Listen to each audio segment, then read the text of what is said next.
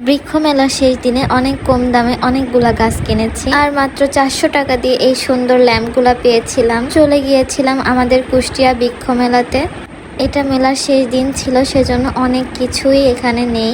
সবাই এই যে যাওয়ার প্রস্তুতি নিচ্ছিল, সেই সময়ই আমি গাছ কিনতে চাই। তুলনামূলক অন্য দিনের তুলনায় শেষ দিন, সেজন্য আজকের দামটা হয়তো একটু কমই ছিল। আর আমার কিছু গাছও কেনার ছিল, সেই জন্য সুযোগ পেয়ে কম দামে অনেকগুলো গাছই কিনে নিয়ে যাই এখান থেকে। আমি এখানে আনারকলি গাছ নিয়েছিলাম একটা 250 টাকা দিয়ে, আর একটা আমড়া গাছ নিয়েছিলাম 50 টাকা দিয়ে। তারপর আমি এই মেলাতে আসি, পাশেই হচ্ছিল এই মেলাটা, কিন্তু এখনো অনেক দোকান খোলা বাকি ছিল। 2-1টা দোকান খুলেছিল, কিন্তু আমার যেই দোকানটা দরকার, মূলত এই ল্যাম্পের দোকানটা, এই দোকানটা খোলা ছিল, সেজন্য আমি সেখানে যাই। এই আঙ্কেলটা আজকেই চলে যাবে, সেজন্য দোকানটা একদমই ফাঁকা ছিল। অনেক প্রোডাক্ট ছিল যখন প্রথমবার এসেছিলাম, কিন্তু আজকে একদমই ফাঁকা। এই ল্যাম্পগুলো আগে যেদিন এসেছিলাম 700-800 টাকা চেয়েছিল, কিন্তু আজকে মাত্র 400 টাকায় দিয়ে দিচ্ছিল।